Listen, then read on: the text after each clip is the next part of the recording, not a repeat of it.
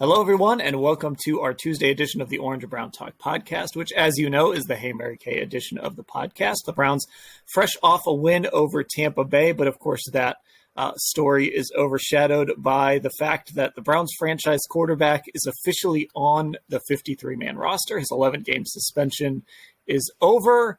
Deshaun Watson is back and ready to start for the Cleveland Browns against Houston on Sunday. And Mary Kay, as you can imagine, a lot of questions about Deshaun from our football insiders, a lot of questions about Jacoby from our football insiders. So let's get right to it. This comes from Howard in LA.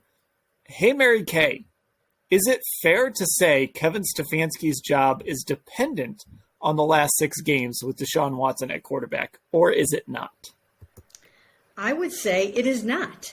I really do not think that Kevin Stefanski is in any kind of trouble whatsoever. I think if there are issues at all with play calling or his handling of Deshaun, they will work through those. The front office, and I truly believe this, they feel that they have their coach of the present and their coach of the future. They have no plans whatsoever of moving Kevin Stefanski. Now, in the event that they need to upgrade their play calling or their offensive staff somehow to accommodate Deshaun Watson, perhaps they would do that. I mean, that is their $230 million investment. But right now, that is not in the cards. This is the CEO coach that they want, and they're going to march forward with him. Yeah, 6 games is a really small sample size.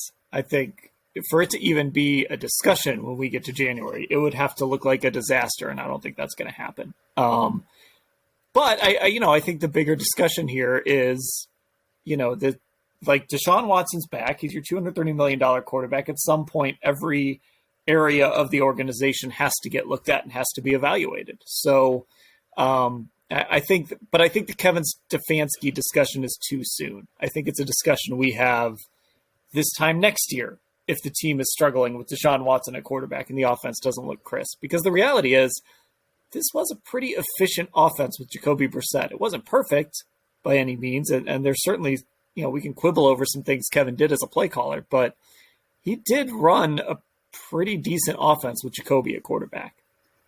Yeah, he really did. And, we saw what he did with Baker Mayfield in 2020 when conditions were not ideal and Baker had obvious limitations.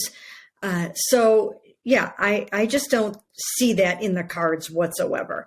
I think that, this is a very multiple offense. I do think that they need to add at least one Pro Bowl receiver. I've been saying that over and over again.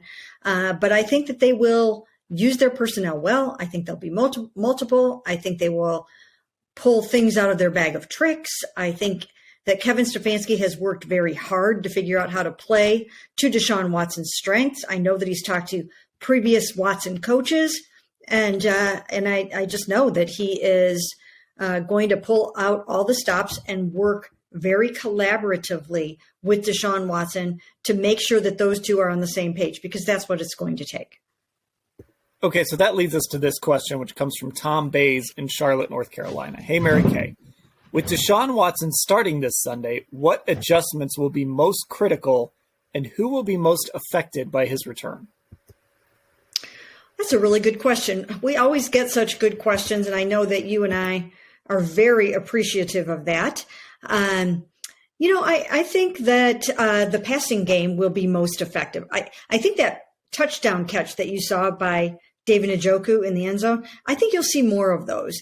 I've been saying for 2 years now, at least, that David Njoku is capable of being an 8 touchdown a year tight end. And I think that he just needs more opportunities in the red zone and the end zone like that. And I think Deshaun Watson can do that too. I think he can put the ball where only that receiver is going to be able to get it. And that's why if you look at his last season that he played in 2020, he had 33 touchdowns and only 7 interceptions. So I think you're going to see a much more robust passing game. And I think that the tight ends will benefit, and I think the receivers will benefit, and I think you will see way more touchdown catches.